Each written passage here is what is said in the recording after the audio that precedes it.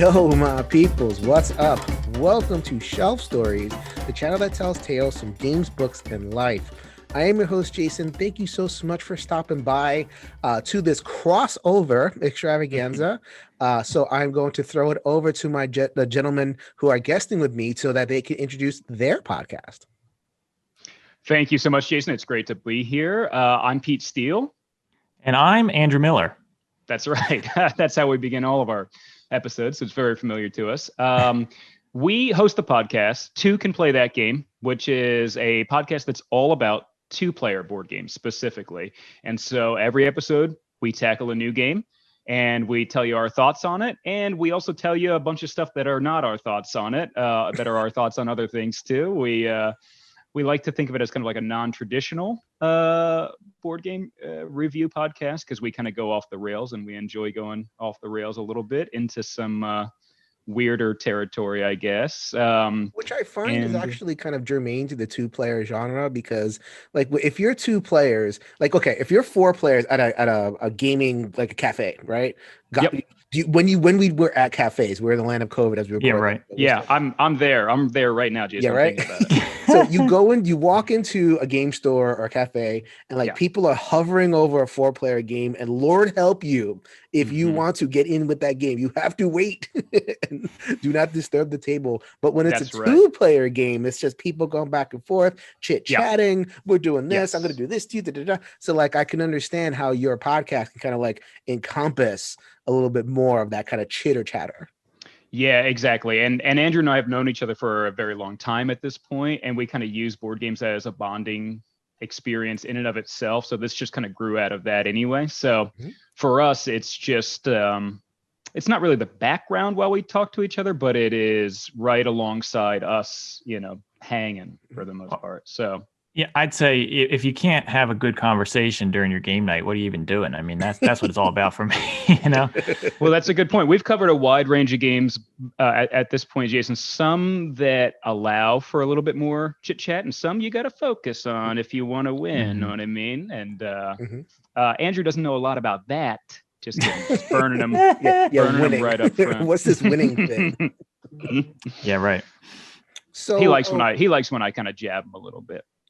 Yeah, I love it. Who doesn't?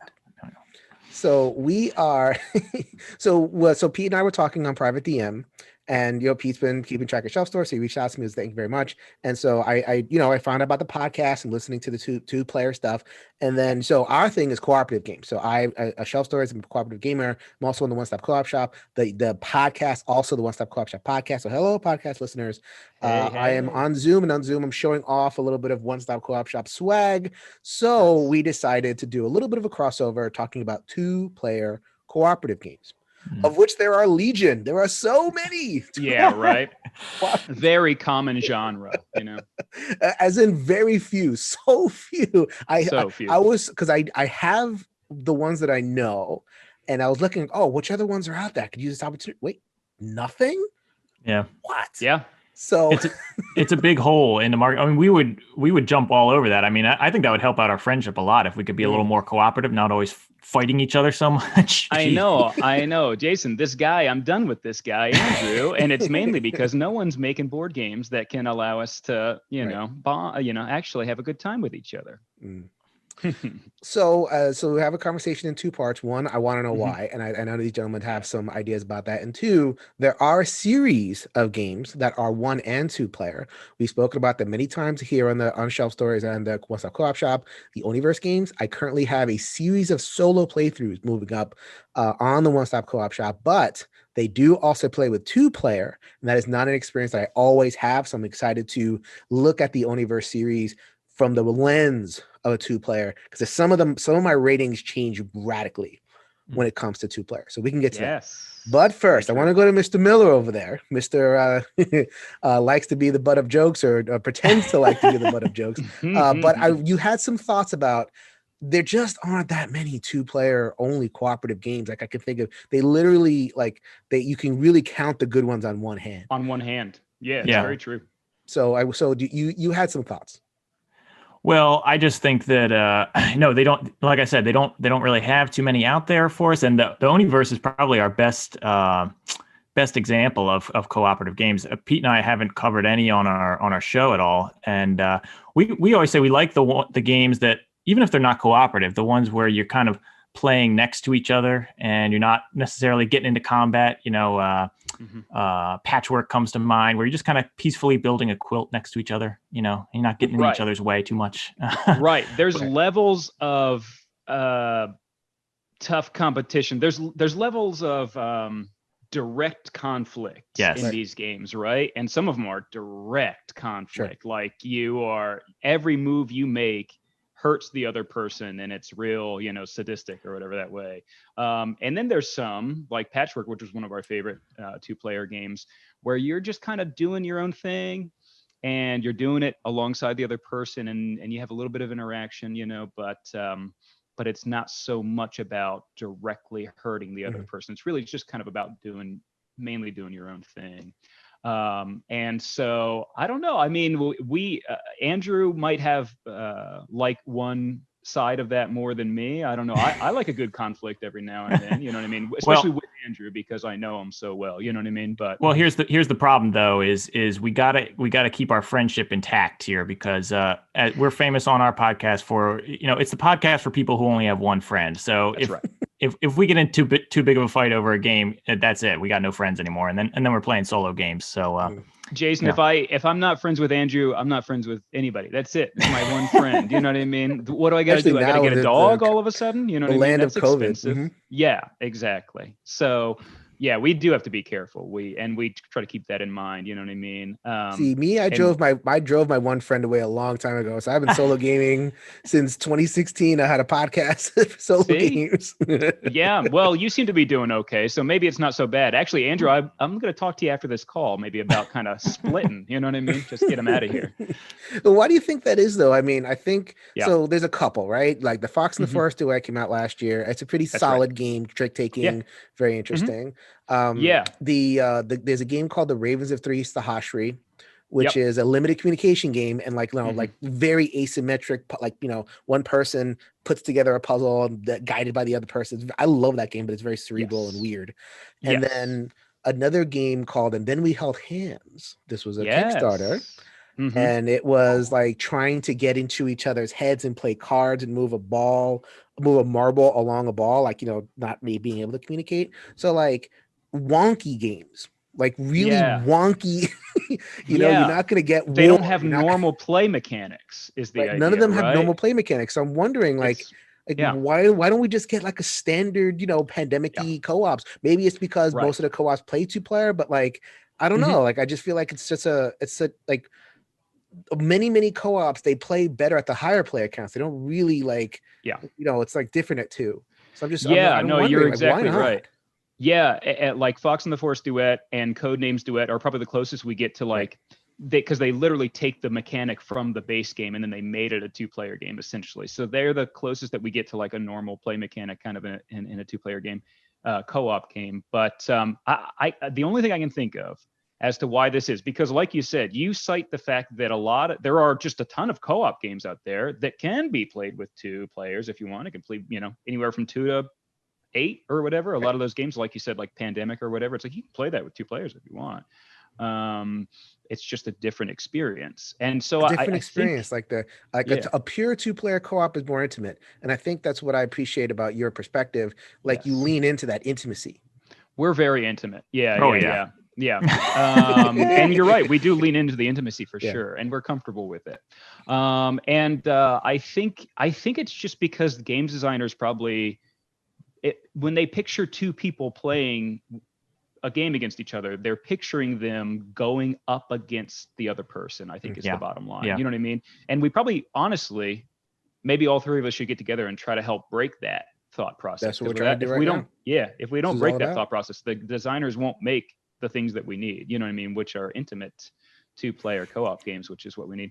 And I guess that just dates back to, a lot of the classics, like chess and backgammon and stuff like that. It's just literally you are trying to beat your opponent, period. You know what I mean? It's, I feel like co-op games, and I don't know, would you agree with this, Jason, that co-op games are a more modern invention, Yeah. I guess. Well, I mean, and you have some thoughts, Andrew. Go ahead.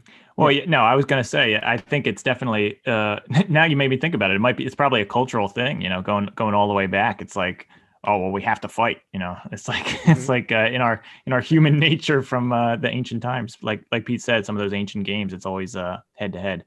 And I think, co-op games, I'm having trouble thinking of a co-op game that was made before, like 1990. I don't know. There aren't too many. I mean, the first co-op game was made in like 2010. It was Reiner Knizia's Lord of the Rings, which was like he didn't even want it to be co-op. He was just like, I'm gonna do a big game about hobbits, so I have to. And he kind of like threw something together, and then like kind of generated from there. So we're talking not 2010. I think 2005 or 6, something like that. And then Pandemic was 2008. And then we got the cooperative games. So I'm just wondering, like, I mean, just feel like there's been an explosion, right? We're in the golden age, and publishers are looking at any nook and cranny, right? They're looking at if it makes money, they will make it and they will sell it. I just feel like this whole space hasn't been really optimized yet. But I don't know. Maybe it's just like a lag. Maybe there's no real answer. There's just like a designer conceptual lag, and we'll get more as we move on. They need us to raise our voices and say, we need it. Jason, Andrew, Pete, at least 3 people in this world need it. I know there's more, and then they'll give us what we need if we're just. I want a date night game. I don't want to compete with my mate for a date night game. I want to cooperate on something.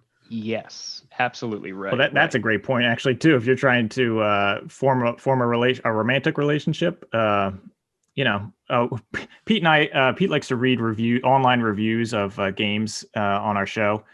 And more often than not, there's always some reviewer out there who says, this game ruined my relationship, And so I feel like a cooperative game could help out a little bit that way. Yeah, there's so many reviews where somebody is like, hey, warning, do not play this with your significant other. You know what I mean? Like it will cause problems, I think there were already problems before that, but that's a different story. Yeah, we're pretty sure there were already problems. Exacerbate problems. it exacerbates them. Exactly right. Yeah. Instead of mending, which it could. So we've kind of set the scene a little bit. Like the 2-player co-op spaces, 2-player only, I should say, co-op space is not that big. I mentioned all the big ones, and you can find coverage of them on different channels, especially the ones that have co-op shop. But we are going to focus on the Oniverse, right? Yes. And there are currently 5 like quote unquote, I won't say real versions, but because only like Onirim is a real game, but it's out of print, and they thinking about a deluxe version, but we haven't seen anything about it yet. So like we're just gonna stick with the 5. Yep. Right. That sounds good. Run through them, and we're gonna fit. And you guys have played all 5, and have formed your thoughts and all that kind of stuff. So, how did you want to do that? Did you want to go in alphabetical order? Did you have a predetermined order? What did you want to do? I'd say let's go date order. Does that sound good, Andrew? Order. I mean, let's just hit them. Always release order, right? You do release order always. Order. That sounds good. Andrew Miller has spoken. Release order. It is release order. Yeah. So Andrew and I are very like structure people. You know what I mean? So we like habit and structure. Sure. We're kind of big robots, honestly. So we need like a DOS programming. You know what I mean? So Aerion was Equilibrion, which was the first Oniverse game. But then that didn't, it just kind of came and went. Onirim was also there was a second game, but it was like it was the same kind of like not great printing. And then they came out with a kind of a more deluxeified edition, the bigger box that you might be familiar with. What am I doing? Hold on a second. Oh no, Andrew, he's run away. We were such terrible guests that he's run. Oh, never mind. This is a common occurrence. I have the stupid things. They're right here. There we go. Oh, nice. Now we're talking. We've already got a look into your review. You called it stupid. No, just kidding. I know you like that one, Jason. I know you. No, this one right here. This is the stupid. Oh, that's I'm like I'm stupid. Well, no, this one and this one. Right here. Yeah. Yeah, Onirim. So this is the version with 7 expansions. Right, with all the expansions. It is a card game, and the idea of the card game is that you are journeying through a labyrinth and you're making sets. And as you make sets, you uncover door cards that are within the deck. So like you have to fish out the door card, and you have to shuffle, put them back in, all that kind of stuff. Right. As a 2-player game, it's the same game, but in a solo game, you have to uncover 8 doors. In the multiplayer game or the 2-player game, you have to uncover 4 doors each. And instead of a personal hand, you have some personal cards and then a shared pool of cards. Right. Instead of 5 cards, you have 3 cards personal and 2 shared, right? So now, I'll say that for all these games, well, I don't want to spoil it, the rest of it, but it seems like for all these games, the 2-player version usually is a little bit harder than the solo version, just because of the fact that you have to, you can't always play the card that you need to or whatever it might be. This is the easier one to play 2-player than some of the other ones, I think. Yeah, I also find this one a little bit easier to play 2-player than some of the other ones on this list, basically. I think it's a little bit more forgiving than some of the other ones on this list, because the thing about the sharing of the cards, that 2 shared card pool, is that you can actually swap cards from your personal hand into the shared hand without progressing time, essentially. Very important. Because you can do that on your turn, and then the next player can then take their turn and pick up that card that you then just put down without the possibility of pulling a nightmare in between. You know what I mean? Which I think is one of the reasons why this one specifically is a little bit more forgiving. Some of the other ones, it does advance time when you try to share cards. So, so that's what I found with this one specifically. I adore this game, and I actually really adore the 2-player experience as well. I have used this as like, we're 2 people and we're at a game store and we're waiting for everybody else to show up and start a game. Let's just get a quick Onirim. I'll show you. We'll run through it. It takes 15 minutes maybe, and it's the color scheme is very easy to teach. Like you need these 4 colors and these 4 doors, and you have your row and I have my, and it's like it's separate enough, but then it has that one little point of interaction where it's like, okay, now we can kind of get together, and at this small point, we're not going to get in each other's way, we're not going to step on each other's toes for the most part, and then we have this little point where we can help each other. I just feel like it was a really well constructed 2-player game, and like you said, it's not like different than it's not like different difficulty wise than the multiplayer, which we'll get to the other games. The other games are they're different for sure. They're different for sure. So and Jason, I agree about the pace. The pace in this one's great, whether it's 1-player or 2-player. I think it's quick, but it's also moves well. You know what I mean? It's there's no buildup on any one point, basically. The only friction I find when you're playing 2-player is just when you pull like a door card and you don't have a key, but like your friend has a key, but it's too late basically to play it.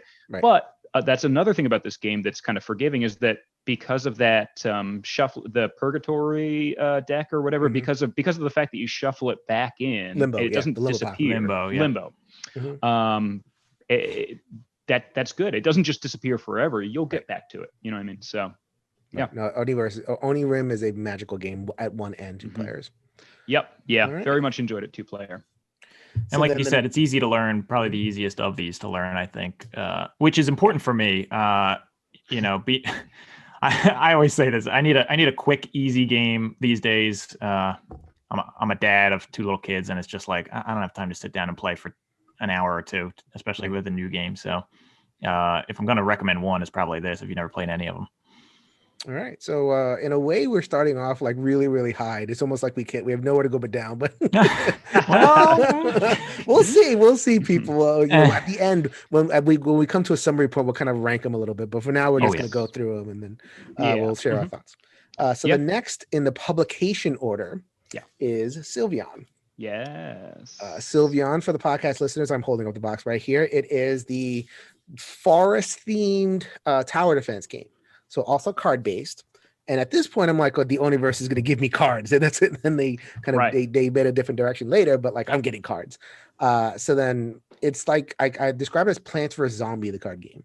Yeah. So like, if you remember Plants vs. Zombies, this popular game, maybe 10, 15 years ago, it is, you have your forest row, and that's like an outer row of cards that represent the health of your forest. And then you have 4 stacks of fire cards. And then fire is going to spit out of those stacks, and it's going to move grid style towards your forest. And then you have a hand of cards that you are going to have to deal with them. And the hand of cards are different things. You can, put out fountains, which act as barriers. You can put out one-shot effects, and you can kind of kill the cards as they're coming out. There's lots of different powers that you can do. And then the fire that also has different powers. It can make you discard. It can make you, call cards. It can make you do all sorts of other things. So there's this back and forth, like a real tense, like it feels the most like I'm playing a 2-player asymmetric game, because that deck is coming at me with different, strategies, and like I have to deal with it. So then the 2-player game, it's like it's the same, but they introduced a mechanism where, like, if you want to play one of those cards, your partner has to pay the resources in order to make those things happen. So they could have just said, okay, you people play just like, play simultaneously, but they added that to make that a real co-op experience. How do you think they implemented that part? Well, first of all, I want to say, you said Plants vs. Zombies. The first game that came to my mind was Space Invaders with this. It's just going sideways the other way.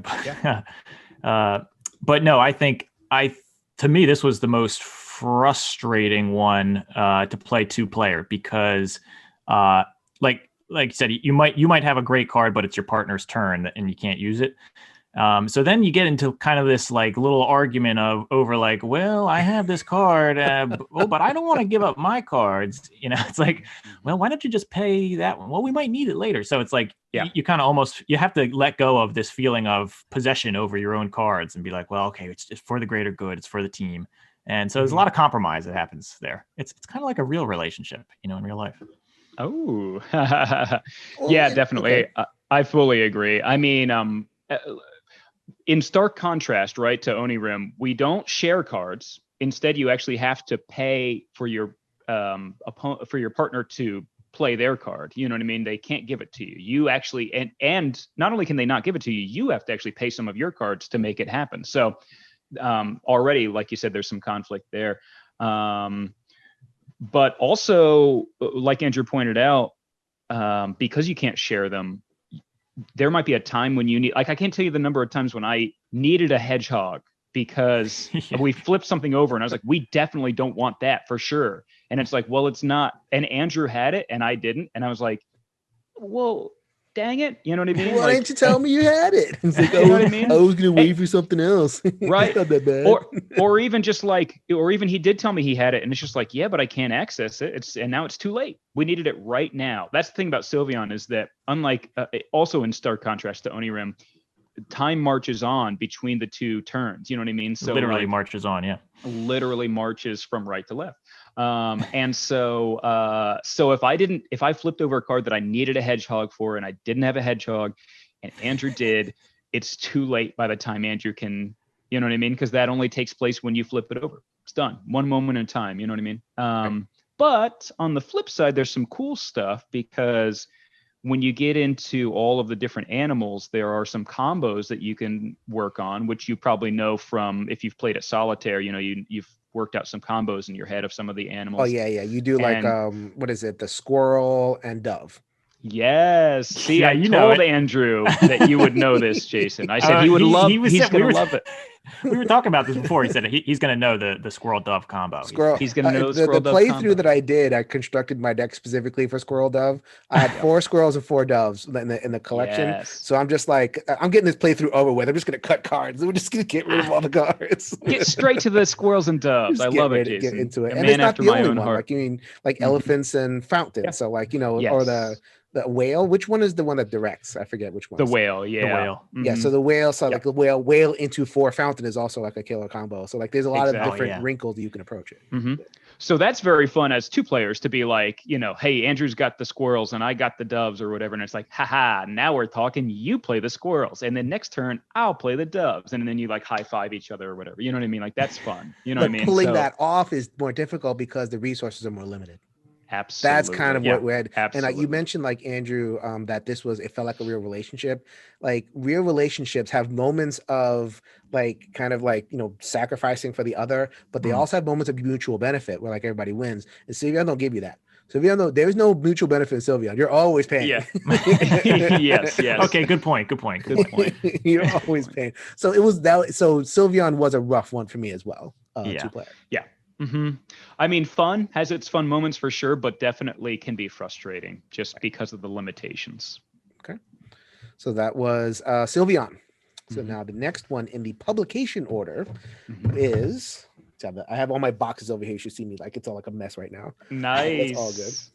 It is for the podcast listeners. I'm showing a box of Castellion. Yes. Nice. So Castellion actually came out. I think it was very close to Sylvion. I remember getting these pretty close together, and Castellion goes in a whole different direction. Castellion is a tile laying game. All tiles, and the only cards in here are cards that offer like kind of goals and thresholds you have to meet. So then you're building your tile, and it's a fort, it's a defense, and you can build it up to 6 by 6, right? Up to. And as you're playing into the fort, you are challenged to kind of make different fortifications. So like there's four different creatures and 3 different shapes. So then there'll be the cards that show the goal. So like they'll ask you to make your tower look like something. So like you uncover the goal and it's like, okay, have 2 horizontal lines of 4 squares, or have 2 vertical lines of 4 squares, or have 2 by 2 grids. Like have that. And you don't know at the beginning, you have to uncover it, using different things. So then you're progressing and you have to make your castle look like this, and then switch phase and then morph your castle, which is kind of the fun of the game, like figuring out how to morph your castle and then make it look like that. So like you needed 2 towers. Now the next card is going to ask for 4 lines. And the next card is going to ask for, some squares. So then you are moving through the phase, and then as you're happening, so like a lot of times, and this remind me of Onirim in the sense that like you have these quote unquote nightmare pieces that come out. So in here, I forget what they're called, like the shadow or something. I forget. Traders. Traders. There you go. They always call it something cool. Yeah. So the traders will come and they'll kind of like chip away at your castle. So, and that's the game. You have to manage that. And the game gives you powers to kind of manage the traders coming in. 2-player. You have the other person has to meet the threshold. You can't just like set it up where one person meets the threshold and like meets all 3 goals. So one person has to construct a castle and that meets the goal. And then once that goal is met, passes to the next player. They have to meet the threshold with their own castle. They have to make their own thing. And then you have to kind of feed them. And then after the 3rd goal, it comes back to that original player. So you are making 2 castles for the most part. Yep. What do you guys think of Castellion? And that can be good and bad, right? Because like can be a little bit easier in one respect, because that one person is going to only do the 1st and 3rd ordeal, they call it, or whatever. They only have to pass 2 of the 3 tests, and one person only has to pass 1 of the 3 tests. So like on the surface, you're like, oh, cool, I'll take that. That actually sounds easier. I don't have to do all 3, And to a certain degree, yes, in theory. But I think that you also find what balances that out is, like you said, you're pulling traders. So you're both working on your castle, and it's kind of like they're coming twice as fast because someone else is also pulling tiles. Right. So you're like, wait. I'm working on something here. Are you also working on something? Are you also pulling tiles? And it's like, yeah, I have to. I'm working on my thing. It's like, yeah, but we might get another trader. You know what I mean? And it's like, as soon as you pull 3 of those traders, you know what I mean? Unless you're discarding them, the ones that can be, and taking the negative influences from that. But like you got to do the ordeal. You might not be ready. So it does kind of speed things up to have another person pulling tiles, I find. But it's also kind of easier because you don't have to work on all 3 ordeals. So this one to me, it almost felt like it's a 2-player co-op asymmetric almost, because the player who does the 2nd ordeal, maybe they're kind of taking, at least in the beginning, they're kind of taking a little bit more of the garbage pieces that maybe you don't want to put in the castle that's going to have to go through the 2 ordeals, which is fine with me. I can take the trash. I do that on a daily basis with Pete, being friends with Pete. But I like this game because it's not, I don't know, with the Sylvion one, it just felt like even though it's not really time, I felt like I'm being rushed more than this one. And this one, you can take your time a little bit more and be like, really plan ahead and be like, okay, I'm going to build for this ordeal on mine. You're going to build for that one. And you have a little more planning time, I felt like.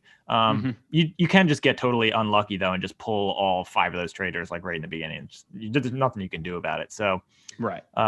It's just a lot of it's just luck with this one. So I did a playthrough on the What's Up Co-op Shop of Castellion, which we'll be posting. I think it'll be up live by the time. I don't know. Michael Kelly, who runs the channel, like he just decides. I'm like, okay, yeah, add my videos, like you decide, whatever. So then in the playthrough, I filmed it once and I lost within turn 6. Oh, jeez. And then I'm like, no one's gonna see it. No one's gonna want to see that. So I'm like, I just ditched that and like, okay, I'm gonna try take 2. Here we go. Yeah. And then the second playthrough, I lost in turn 12. Wow. Just because what happens is there's the black bordered trader tiles. I just kept on getting them early.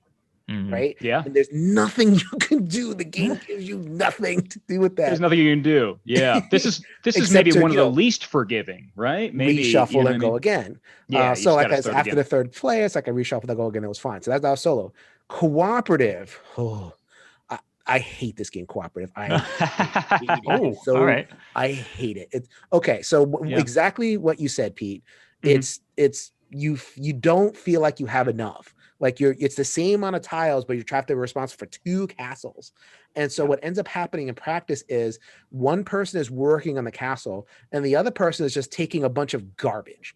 Like you want to make it so that that second person gets most of the traders, and you can do that with like the scry function. So like there's one of the tiles that lets you scry. So like you take good tiles and the person who's not working on nothing, you get traders. So you end up with like one person who generally just is working on off of like nothing, like 2 or 3 pieces. You're not even playing. Like that's not that to me. That's not even playing. Like the other person is working their castle, and then like so when they meet that goal, that first castle, then it flips, and it's like, all right, destroy your castle. While the other person builds up. I found that so constraining and so not fun. Like it's to the point where I can only play like the beginner mode of like the easiest things to make and have a good time. I can't even touch the intermediate and the expert in cooperative.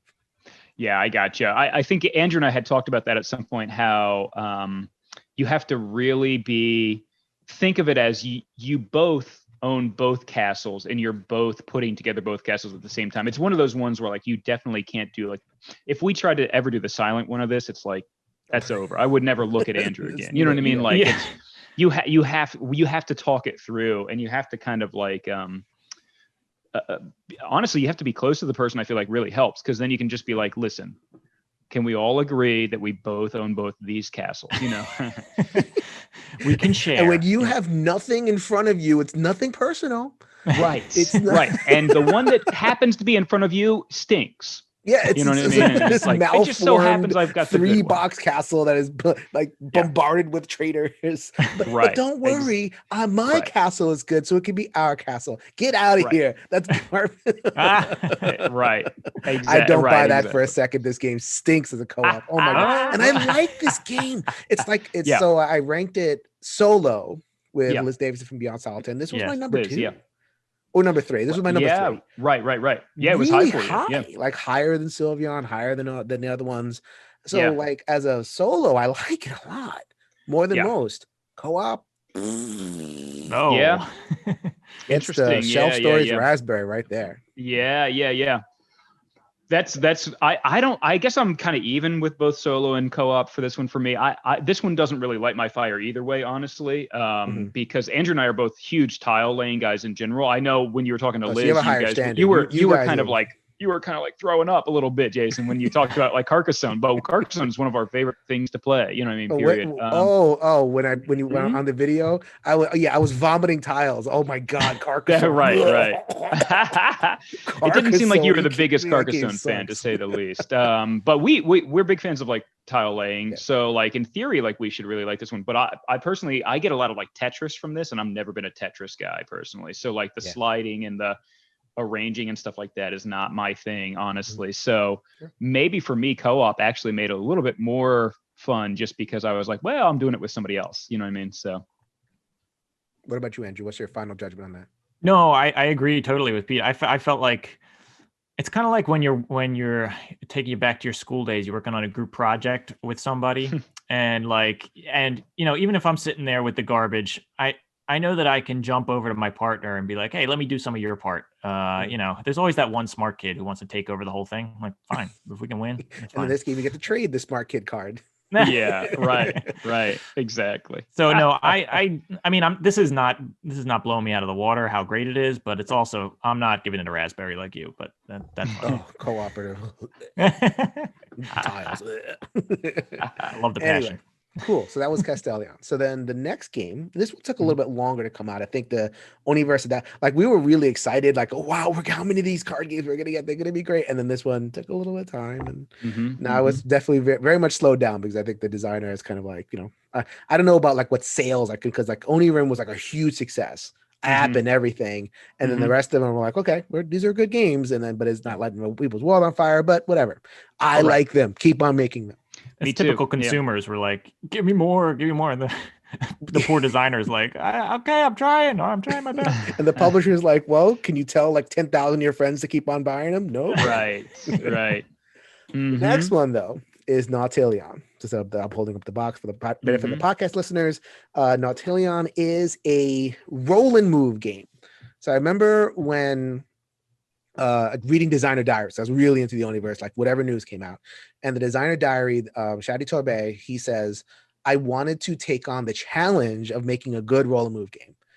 And so like it was a challenge for him, and you could tell like there was a lot of like maybe a lot more thought went into this one of like, okay, I want to make this work. So then the way he figured it out was like, okay, this is a roll, assign, and move game. So then you have dice, and the dice are like 1, 2, 3, 4. They're not like the full range of dice. And you are using the dice to power the Nautilion, which is a ship. Like a little submarine, little puttering submarine. Yeah. And that submarine is trying to move along a track of little circular tiles that are laid out in a board. And when I say little, these are little. I mean, I got big fat fingers and I don't like handling these tiles whatsoever, but whatever. There's 36 of them and I'm stuck. So you range them however you want. And the Nautilion has to travel along this path, like, a dice roll at a time. So 2, 3, 4. And then there's another ship called the Phantom. Phantom. Okay. I was going to say Pirates, but I was close to the Phantom. Yeah. So same thing. Yeah. Close enough. So then the Phantom is actually is going like, you're basically crisscrossing. So it's kind of like taking tiles ahead, taking them away from you on the path, and then eventually kind of going towards your thing too. So like the Nautilion has to reach its goal at the end before the Phantom reaches. And then there's a third entity, the Dark House, which the Dark House is basically there to eat, that third die. So then you roll those 3 dice, you assign them. One Nautilion gets 1, the Phantom gets 1, and the Dark House, which is the global kind of thing that sucks up your dice, gets 1. And then so then you have to figure it out. It's like, okay, do I give myself like a long stretch, like do I give myself a 4 so I can like speed through it? Do I need to like kind of move more strategically? So as you're moving, you're taking your tiles, and they're numbered 1 to 9, and you're putting them on your Nautilion ship. Okay, so then the goal is to kind of take 1 through 9, like, and there's a bunch of different versions of them, and you get powers. You can manipulate the whole thing. You can manipulate the order of the tiles. So then in 2-player, it's mostly the same, but it limits which tiles you can put on the Nautilion. So then player 1 can only put 1 through 4, and player 2 can only put 5 through 9. Right. So all they did in Nautilion for the 2-player was make it harder. They didn't make it. They didn't give you a give back. They didn't say, okay, here, have extra resources, have extra things you could cast. No, it's like just do the same game but harder. That's all they did. Yeah. So yes, Jason, you are absolutely correct. Maybe I'm editorializing a little bit in the description, but it's like the bile is reaching down. No. I love this game. But just okay. I'll let you go. Go ahead, Pete. You got some thoughts. No, I was just going to say, I'll get an EMT on the phone, Jason, if you feel like the bile is too much. I can. I have a lot of bile. You've seen my channel. The bile will come out every once in a while. Yes. Okay. You were right. It's like Bane. You were, you were born in the bile. We only. I do have a lot of thoughts about this, but Andrew, lead us off with this. What do you think? Well, no, see, you're right. It makes it harder. But this one, I don't know. I think that even though you can only pick up that is a limiting factor. You can only pick up 1 through 4, like you said, or the opposite if the other player. But I still find this one, I don't know. I didn't find it as frustrating as some of the other ones. only because there are dice involved. And I just felt like there's always still a chance. It's like, well, come on, we got to think optimistically here. And there's always still something left on the board that you could pick up. And so you got to plan a few moves ahead. You know, you got to do that just like in the solo game. But I feel like, I don't know, I like talking it through with somebody. It's the one game that presents all the information at once. So like in all the other games, there's a deck, and like there's a lot hidden in the deck, or it's the tiles and it's a stack of tiles. Nautilion gives you every tile in your face, everything that the game has to offer, and then it's the dice rolls that are like, you know, you have to figure those out. But I find in this game this is the game for like the forward planner. This is the game for like, so if that's your play style, if that's your kind of like the way your mind works, and hopefully don't take too long figuring it out, because that's another thing, that's a lot of information to kind of ingest and process. So then it's like, oh, there's a 4 over there. If I take this 4 over there, I only have 2 boards left in the tile. And if I pass by that 5, then I got to cast a spell and bring the 5 back. And it's like, just go. Well, see, it's like you're playing. It's almost like you're playing chess, where you got to plan a few moves ahead. But there's dice, for me, it's like a perfect combination, because I do like the strategy. But like you said, it gets to be too much when you're planning that far ahead. But with the dice, it's like, if it doesn't work out, it doesn't work out, and it wasn't your fault. And so I can live with that at the end of the day. I could be like, well, you know, it just didn't go my way. So. Yeah, I can tell you for sure that Andrew and I definitely don't plan that far ahead, to our own detriment, probably, because what he's describing essentially is just a bunch of dumb optimism, which is what we have in this game, basically, because you do run out of time in this game pretty quickly. Like like you said, there is a set number of like stones that you hop to, and they get taken away by the bad guy. And when you're out of stones, when you've arrived at your destination, game over. So I think Andrew and I definitely, when we would play, we would definitely have, like, you know, like I said, like a lot of dumb optimism, where what he's referring to, where he's like, well, we could just keep going. Let's just keep rolling the dice. But then eventually you're like, whoops, we can't keep going. The game's over. Right. And we lost, or whatever. You know what I mean? So, or like you keep going and you don't really realize that all the 4s are gone. It's like, wait, where did all the 4s go? Oh no. We're done. We're just done. Yeah. This is, though I will say, I do generally like this game. And part of the reason is because I do think it's very easy to jump back into, for me at least, because it's a little bit simpler. I feel like the gameplay mechanic, you know what I mean? So it doesn't feel as crazy to restart from the beginning for me on this one. But I'm right there with you, Jason. I don't think they added a lot to the co-op mode. I just think that it's the same game.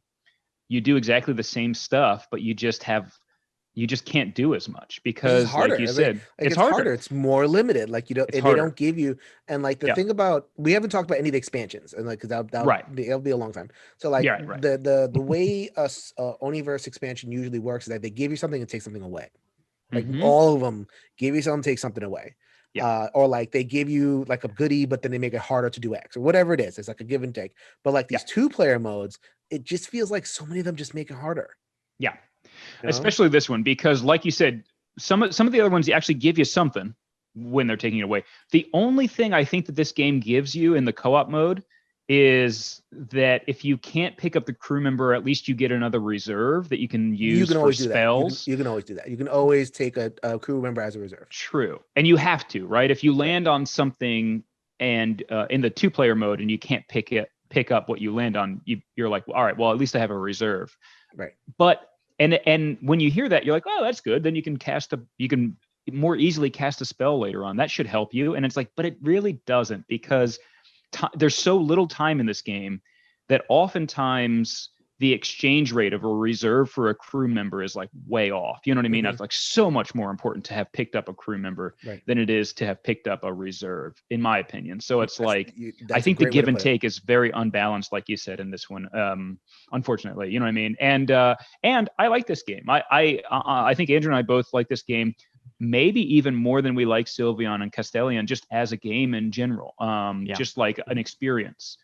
But, and we'll find out later with my ranking, but I don't know that I would like I don't think as a co-op it's better than those, honestly, as a co-op experience. So that's my feelings on it, at least. Yeah. All right. So that was Nautilion, and we putter on. So and now we arrive at the final. I'm at the final. This one came out 2 years ago. And we're going from the sea to the air. So this one is Aerion. I didn't know this was coming. So like Nautilion came out and there was a gap between Nautilion and Aerion. And this was all of a sudden they announced this. I'm like, oh my God, the universe is not dead. We're coming, we're getting more. So this is Aerion, is another dice game. Only instead of the roll and move derivative, it is a Yahtzee derivative. So then in the solo, like the motif is you're trying to build a ship, right? So you have the 6 deck of cards, and the 6 deck of cards correspond to like Yahtzee combinations. So like you have like AA plus BB, 2 pair, and then 3 of a kind. And then they correspond to these 6 decks. And out of the 6 decks come ship parts. And as the ship parts come out one at a time, you're going to roll, and you have to nail whatever that roll is. So like if you have a ship part that is on the 5 of a kind roll, then you got to roll 5 of a kind. And that's, if anyone knows Yahtzee, that's not easy. It's out of 6 dice. So then, you have to kind of navigate, rolling, kind of taking the safe bets, but then, maybe you want to shoot the moon a little bit and like go for the bigger roll. So like you have that really tense turn by turn decision in order to get your ship parts. And that's basically it. Like, I mean, you have to build, I think, I forget, it's 6 ships. I think it's 6 separate ships. 6. Yeah. Yeah. You have to get the plans, which is a card. You have to get a part, which is another card. And then after that, you have to get crew. And so there's a sequence to acquiring the card as well. So then in the co-op multiplayer, I think, because I actually haven't played the co-op. This was I lost my friend, chased my friends away at this point. So only Yep. What happened was I played many of these in New York when I had like gaming buddies, and then I moved to Connecticut around that time, and I'm still, figuring out who wants to play co-ops with me. Stupid Connecticut. There's only I'm surrounded by Euro players. I can't stand it. I can't find cooperative gamers. Anyway, so then so I'm not actually. Well, that Jason, familiar. I would invite you down to the Philly area where we live, but there's plenty of my friends living near Philly. Oh my goodness. And we legally can't have another friend. I'm sorry to say. So we have 3 can play. That's not a thing. You can't. Yeah, that just wouldn't. I don't. We focus tested it and they hated it. You know what I mean? So we're sticking with 2. You know what I mean? So you guys are gonna have to tell me how the co-op works and what you think of it. Yes, totally. So the co-op in this one is same mechanic. You're still trying to build 6 ships. However, you in the beginning you randomly shuffle them and you each get 3 of them. Okay. So you're working on the tiles. The ships, right, exactly. So you're only working on 3 theoretically as a player. You can only build one of those 3 at a time. Basically, you can't build the other 3 that your opponent hasn't or partner has in front of them. See, I'm doing the whole opponent thing. It's ingrained. It's societal. I think Jason. we figured out why there are no 2-player co-op, because the wiring kicks in. It's like, no, this won't work. That's an opponent. Look at them. They're there. They're an opponent. Exactly. But so that's the one restriction basically is you can't, kind of like Nautilion, there are some things you just can't do, quite frankly, in the game. But to balance that, you have so in the solo game you have 2 workshops, right, that you can be building on simultaneously, working on 2 ships at a time out of the 6. And in the co-op game, you each have 1 workshop. And you have a shared workshop, that you can be building either player's ship in, basically. So it's kind of cool because you actually have 3 workshops that you can be using at the same time. Right. And you have to like work that out. So it's like, okay, I'm working on something over here. Sorry. Right, exactly. And usually it's just like whatever's easiest. Like, you know what, we can take that card now. Let's do that. Let's work on that ship. You know what I mean? Take them while you can get them with this game, I think. Sure. Take them while that was our strategy. Exactly. And so, you can't use the other person's roll. You got to use your roll to get your stuff. So in the co-op mode, if thinking about it with the give and take, like you had said earlier, Jason, that what they give you is essentially another workshop, because instead of 2 workshops, you got 3 workshops. So that's kind of cool.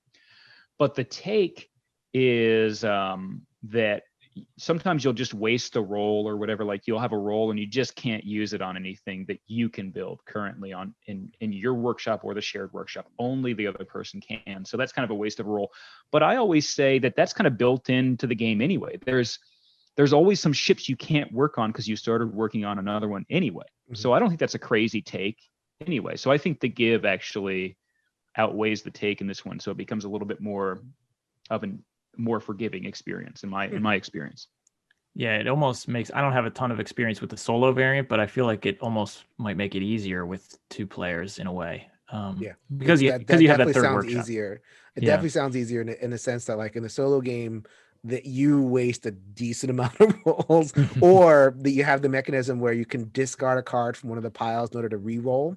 So, like, I have had turns where it's like, I'm going to discard all 5 other cards, just try to get what I want. Yeah, exactly. I've done that too in a solo, and having 3 spaces that it might happen a little bit less often. Even if you only have access to your 2, you can you actually have, okay, I'm going to save that for that person. I'm going to punt. I'm going to make sure, I'm going to punt this roll now, because it's not the worst thing to, like, punt the roll. It's like, discard a card, move on. I'm like, okay, you're more likely to do that because you see what the other person is working on. So I could see that working out. Yeah. I thought it was maybe a little bit more enjoyable with another person, but I enjoy this one in general flat out. So, so if I had to say whether it was easier or harder, I would say it's a little bit easier, which is good. A little bit more forgiving, like I said. And also, there's another added really cool thing, I think, with playing this co-op, which is just that, and I think this speaks to Andrew specifically. If I know him the way I know him, he likes dice. He likes chance being introduced in a game. Like, I very much like chance kind of being taken out of a game. You know what I mean? And he loves when there's chance in the game because he's a wild man. You know what I mean? What can I say?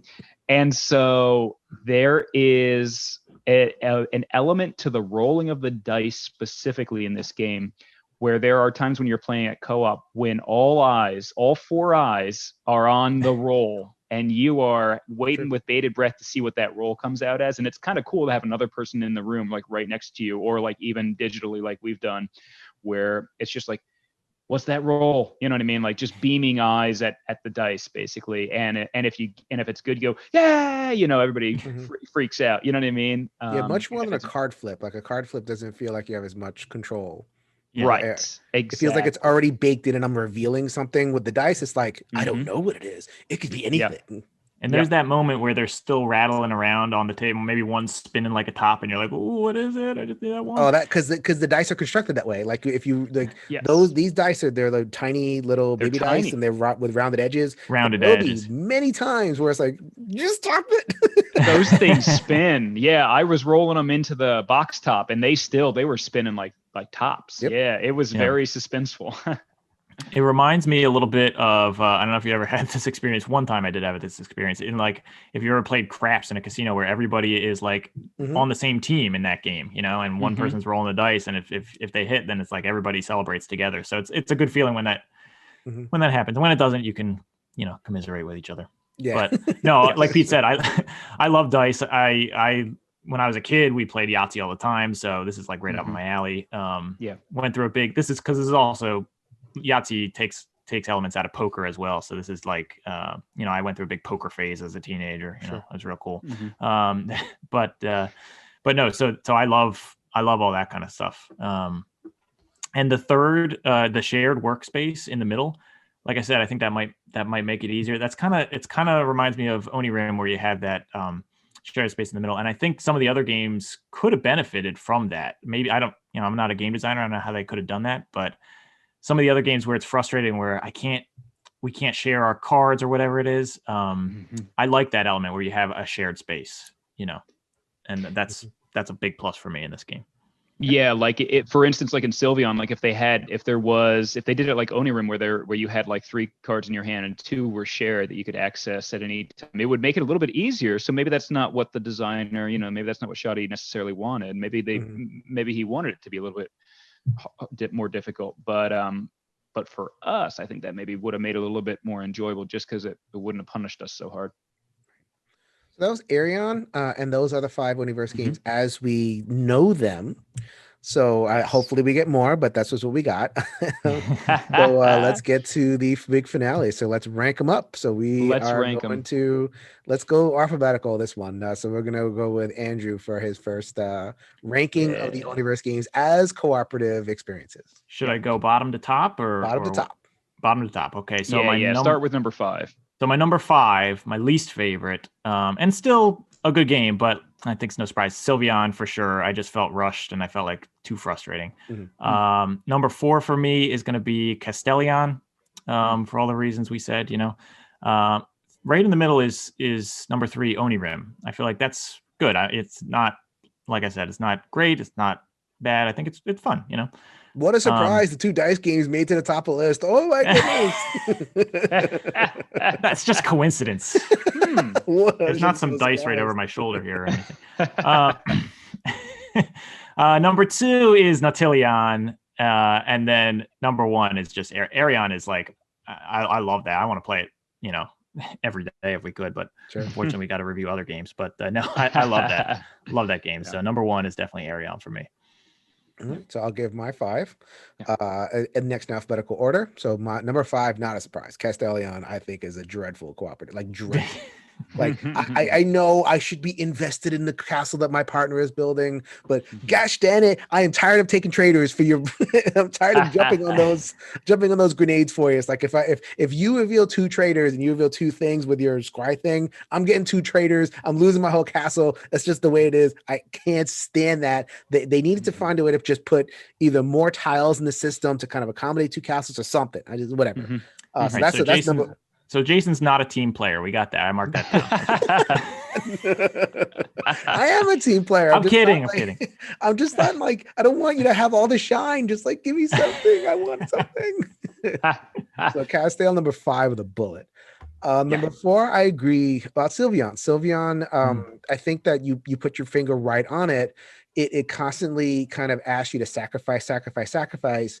And I know, like, you sacrificing out of your own hand, it's not like it's like different than the solitaire, but it feels different because like your hand is a little bit more limited, the resource a little more limited. Like, you draw the 8 cards at the beginning. In the multiplayer, you don't have as many cards. So you're like discarding from a smaller pool. So you're more likely to have to discard a better card. And I don't like the feel of it. I don't like it. Just doesn't feel right, And sometimes, like you could tell me the game works basically the same, but if it doesn't feel right, then I'm not into it. So Sylvion, number 4. Number 3 would be Nautilion. Nautilion is fine. I like Nautilion as a game. I don't love Nautilion. I just like, the roll and move. Good job. Good try. Roll and move is still not my favorite mechanism. And I didn't love that the co-op felt a little bit more punishing. Like, here, just have this extra hurdle without like a little sweetener to make it a little bit easier. Aerion and I haven't played. I have not played cooperative, but from what you described, I would definitely enjoy Aerion. And Aerion is my number 2 anyway. So Aerion is there, and then Onirim is just Onirim. I love it. Where'd you go? Oh my god, I buried you under the other games. Get out of here, other games. Don't you dare, Jason. Don't bury that game. As a matter of fact, I actually don't have the cards in here because I have them all sleeved. So I have like a giant like magic deck box full of sleeved Onirim, so I can just play the 7 expansion game or the promo game. Oh baby, I love Onirim. Wow. For cooperative, I just feel like as a cooperative game, the 2 shared cards, like having your own space, but then having that point of interaction, it works really, really well. Yes. So it isn't just like I love Onirim solo and cooperative's okay. I think the cooperative also has something to offer. So that's my ranking. Yeah, that's great. So my ranking starts with number 5. I actually have Nautilion in the 5 spot. And I really do enjoy Nautilion. But this is specifically from the point of view of as a co-op game, I would put this at number 5. If it were solo, it would be in a different spot. I just think I think we touched on it. It just really doesn't bring anything different to it. It only brings a restriction, in my opinion. It doesn't add anything that's fun. when you're playing with another person. Every time I think about playing a co-op, I just think to myself, I just play this solo. I like it solo. I'll just play it solo. You know what I mean? So. Oh, that's nice. Yeah, no, I disagree wholeheartedly, but that's fine. You're fired. Well, we're gonna have to get into this. We're gonna talk about this later. We'll talk about this later. Yeah. Not in front of Jason, Andrew. No. Okay. All right. Number 4, I have Castellion. Now, Castellion, it might even be my least favorite of the Oniverse in general as a game, possibly. That's not an uncommon opinion, by the way. I think if people, okay, good. People are ranking the Oniverse. It's Castellion's usually. There's a reason why we haven't gotten another tile-laying game. Yeah, I like it, but but I also do feel like the co-op, at least you can do a lot of like looking over and being like, well, why don't you, let's do this. Let's plan this. I'm going to throw down, like you said, the seer, the scryer, you know what I mean? And like, let's take a look at what we have next and start talking to each other about how who's going to take which tile, et cetera. So it adds an element to it that I think is kind of cool of teamwork that I enjoyed. And so I have Sylvion at 3. Even though Sylvion, it makes me very anxious because I feel like Sylvion is the most, I feel out of control of the time marching on, basically. Yep, so sure. I'm an anxious person already. Yeah. So Sylvion, having that fire march down and destroy my forest causes me. You know what I mean? Yeah, exactly. But I think the co-op specifically adds a really cool element, like we talked about with the combos and things like that. It added that really cool element of being like, what do you got? What you got over there? Okay, we can work with that. You do this and then I'll do this. You know what I mean? Which I thought was kind of a cool element, specifically from a co-op point of view. So I like that. And number 2, I have Onirim. Jason, I'm right there with you. I think this is such a tight game and very good. Just so well designed, and the co-op works great, I think, too. You get a little bit more room to breathe than some other games, which for me is relaxing, and you still have that teamwork of being like, what you got over there, the same way I just said. You know what I mean? Like, let's work out a plan because what are you working on? Red right now? Okay, cool. I got a red actually, so I'm going to put my red in the center in our pooled resources. Do you have anything for me? You know what I mean? I thought that was kind of a cool element to that.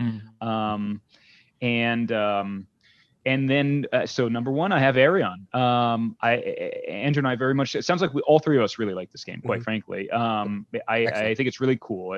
It's maybe my favorite, just because I really do love Onirim. But this has some different elements to it, layers to it that I feel like maybe Onirim doesn't have. And specifically in the co-op, like I said, the idea of the 2 of you just rolling dice and trying to build these ships. There's something about the teamwork in that one that I think is very exciting.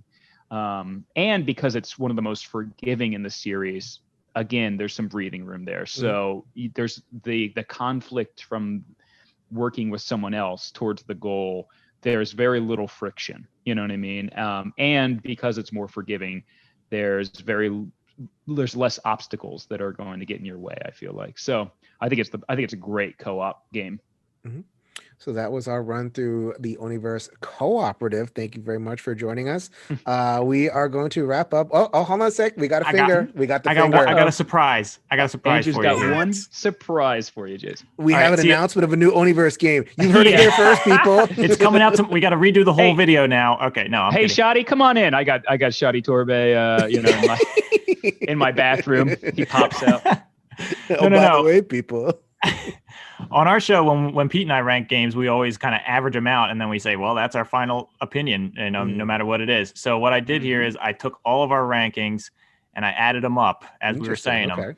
And so I think this is kind of like our aggregate, our official scores here. And so according to our scores, the 3 of us, Castellion was our least favorite. It got 13. So high points is bad. So it got 13 points. It got a 5, 4, and a 4. Number 4 for all of us was Sylvion with 12. Okay. Number 3 is Nautilion with 10.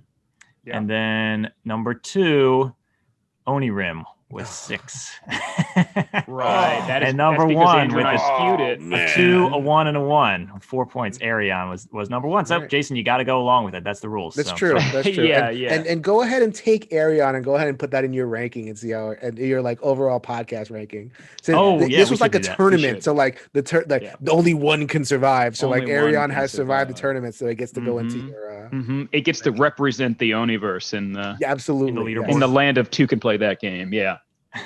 Absolutely. No, that's a really cool little feature. Thank you so much for doing that. Yeah. All right, Jason, it's been a real pleasure, man. Thank you so much for having us on. We're thrilled to talk with you, and it was great. Great to share all this to knock our heads together. You know what I mean? In a co-op sense, and tell us about and really dig in. Tell us about where we can reach you and what's coming up next in your channel. Yeah, definitely. So, on any of your podcatchers, you can find 2 Can Play That Game. And you can also check out our website. We just have a Tumblr. So it's 2canplaythatgamepodcast.tumblr.com. And on that, Andrew, tell them what we have on that they might be interested in. Andrew's it looks like he might have froze a little bit. He's frozen up. Okay, so this happens a lot where people's internet just craps out right at the end. Yeah. Well, I think he liked that screenshot of himself, so he purposefully froze his computer, I think, so that the last image we have was of Andrew looking vaguely to his right. So on our website, you can actually see our full leaderboard. We keep a full ranking of all of our all of the games that we play. Like Andrew said, we get an average score between the two of us, and then we rank it every single game. So every single game we cover, you can see where it falls on our big leaderboard on there. We also keep track of like an ongoing chess game that we play that's kind of a joke in the background too, that show you pictures. So but yeah, check us out. You can find us there. And you can find us on Instagram at 2 Can Play That Game podcast, and on Twitter on 2 Play That at 2 Play That Pod. So check us out. And if you're listening on the 2 Can Play feed, then yes. I am from the channel Shelf Stories. Shelf Stories is my editorial channel. I get into lots of different above the table chats, the intersection of games and life. So, culture and mental health and, just all sorts of like different things that you don't want to talk about generally, but I try to have those conversations as much as possible. And Jason, it's things that we love to talk about too. So I really think I hope that our fans would love that channel specifically, because Andrew and I love to get into stuff that's above the table, like you said, things that are outside of gaming too. So we love that. Because you guys talk about parenting, you guys talk about all sorts of like real life stuff. And that's why I get to with Shelf Stories. But then I have gaming content as well in the One Stop Co-op Shop. I'm a playthrough person, and also a video reviewer on the Dice Tower. So go ahead and check out all of those YouTube centric stuff, but also a podcast, the One Stop Co-op Shop as well. That's awesome. I hope they check it out, Jason. I know they'll love it. You do great stuff. It's been a real pleasure. Thank you so much. And thank you very much for reaching out and making this happen. This has been really fun. It's too bad we lost Andrew. Yeah. He'll pop in like after the recording, go, what happened, guys? I've sabotaged his computer, All right. So this is Jason reminding you, if you can change your mind, you can change the world. So until next time, later, everybody. See you.